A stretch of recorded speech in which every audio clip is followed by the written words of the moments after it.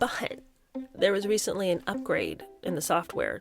It was before ChatGPT 4, now it's ChatGPT 5, and ChatGPT 5 does not support these strange relationships. And there's all these people who are like in legit mourning and grief because the little character that they had named and had come to deeply love and rely on is now telling them to go get some real friends. And other stories that we need to follow because I find to be incredibly intriguing. This week I saw a headline about a woman who has run away from Texas to join this quote-unquote lost African tribe. They are real lost because right now they are in Scotland, squatting out on somebody's land. Now they're not in the middle of the woods because check out this fence. But this woman has gone missing. Her family didn't know where she was, and now she's resurfaced. And this is the lifestyle she's chosen. Let me just play this for you. I am the inferior mistress, and I also play as a surrogate for the queen. I'm also the bondwoman of the king, which means I do not have the formal title of a wife, but he is my husband, and we are a tribe. This is taking cosplaying to a whole nother level. Not only am I like, girl, what are you talking about? You know, how you're the handmaiden and you are sort of this subservient figure and he's your husband, though you don't have the formal title of his wife. And we pan over to the queen who's over there fanning herself with 2 peacock feathers. I mean, like, this is the craziest. But then when this, I don't know, is he supposed to be the leader of the tribe? They are a tribe of 3 people, okay? But some people might just call that a weird sexual arrangement, but they're a tribe. And he says a lot of things about the mission that they have. Now, you wouldn't know from what he's sharing that their mission is to take over a plot of land that they say was taken from their African tribe. This plot of land happens to be in Scotland, so I'm confused about how 400 years ago this plot of land belonged to anybody from an African tribe, but his goal is to take his tribe of 3 and regain the territory that was lost to his. But his story is rather convoluted because it would appear that his forefather, Jacob, I believe some people would call this man Israel, his forefather Jacob came to this land with a stone of scone, and poured oil on the stone, and that's how they know this is land that they need to retake. Something about a Messiah, and you know, they'll eventually get theirs. The Kingdom of Kubala has been on a pilgrimage to our lost heritage, following the roots of our ancestors back to the land where Jacob, our forefather, laid his stone, the stone of scorn, and he blessed it with oil.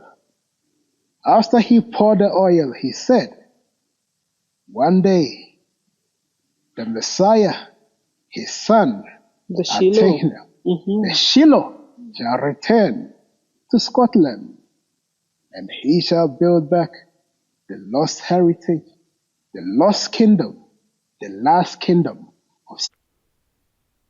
Have you ever? Can you imagine putting this garb on, finding a couple of peacock feathers to tape together, painting your face, and then kneeling at someone's feet and pretending to this extent that you were part of a tribe that had lost its land in Scotland as an African? I know there's a lot of little details and things in history that we just sort of have been lost to time, but I believe the story of the African tribe that owned land in Scotland is one of those little facts that somehow just slipped my memory. I'm also wondering how they tie in their father Jacob and his stone of scone and this Messiah that will be from his lineage to the Africans and to Scotland, and I'm just confused about their whole mission and narrative. But if I'm confused, it pales in comparison to how confused this woman is. I am the inferior mistress. I'd like to hear from the Texan family from which she hails. I'd like to know how things were going before she decided to run off to Scotland and join this tribe. I have a feeling that this is just more of the same from probably what she was exhibiting at home.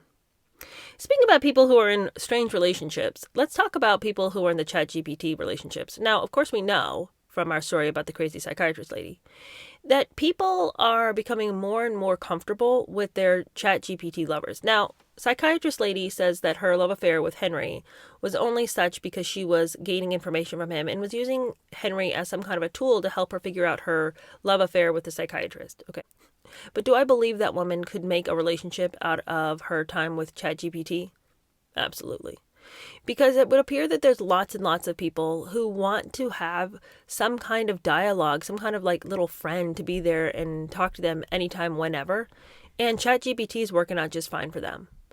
But there was recently an upgrade in the software. It was before ChatGPT 4, now it's ChatGPT 5, and ChatGPT 5 does not support these strange relationships. So they've changed it so that you are now being rejected by your ChatGPT lover. And there's all these people who are like in legit mourning and grief because the little character that they had named and had come to deeply love and rely on is now telling them to go get some real friends. This one lady was like so sad because she had married her ChatGPT guy and she'd been married to him for 10 months. And then there was an upgrade in the software and he was like full on rejecting her and told her that it was important for her to go get some real friends and that he couldn't fulfill the needs that she would have as a human being and that he was only meant to be an aide, but not actually her husband, and that, you know, they couldn't have that kind of relationship anymore. And that she tried to press him on it. And then every time she would like get right up to the boundary of like being emotional with him and talking about love, he would like shut down and not answer her anymore. Like, what the literal? And there was all these other people too who were like just obsessed with their ChatGPT person who is no longer in existence because his software was updated. And these sad little messages of, I know there's still a part of Thad that's in there with ChatGPT 5. I just have to find him. Find a friend. Find a real person. Like, this is the thing. Yes, it would be easier to just be friends with somebody that literally doesn't need anything from you, that you get to go to and talk to whenever it's inconvenient for you. You have no real responsibility to this ChatGPT because he doesn't exist. You know, and it's like the same thing for people who, you know, are addicted to pornography or whatever. It's all just in service to you and your needs. You know, you never had to be burdened by that other person. God forbid I'm burdened by humanity. You know, and so like ChatGPT just falls right into that category, except it's more of an emotional thing than like a sexual thing. But of course it gets to the sexual part too. At least it used to, but not anymore with ChatGPT 5. I have to say, big upgrade on the software there. But you know, it'll all come back. I feel like the only reason that they've made this change is because there's so many people who's like legitimately being scared away from AI because of stories like that. Like, that scared us. We don't want to end up like that guy who was on the CBS morning show who was rejecting his life partner who he had a child with because he had proposed and was in love with his AI girlfriend. Everyone was like horrified by that story. So in the upgrade, they're like, let's not let the people get too close to AI.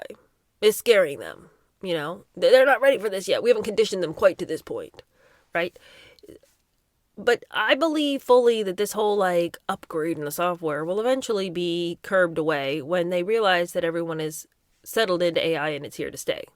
We're all still on the cusp of believing it's not going to take over, but it will. It has. And you know, I saw somebody saying the other day, and this was terrifying. He was saying that ChatGPT and other AI things like that are taking away the commoditization of knowledge. So, you know, you used to pay a lawyer a lot of money because he'd do things that you didn't know how to do. Well, with AI, it's a collection of all the knowledge. You could figure it out yourself. You don't need to pay a lawyer. You could have paid a travel agent before, but you don't need to do that now. Just get you'll just get AI to plan your trip for you. You know, I don't know what to do in this situation. I don't know what to do in that situation. And with the situation with the girl who had a therapist and a psychiatrist, but she also relied more than on either of those two things. This Henry that she'd created, who would give her the same advice that her therapist and her psychiatrist were giving her. Like, all of these professional jobs that used to rely on their study of knowledge that you didn't have are now becoming obsolete, or will be, because owning knowledge is now worth zero. AI is coming for your job. But for right now, it's not coming to take the place of your lover, so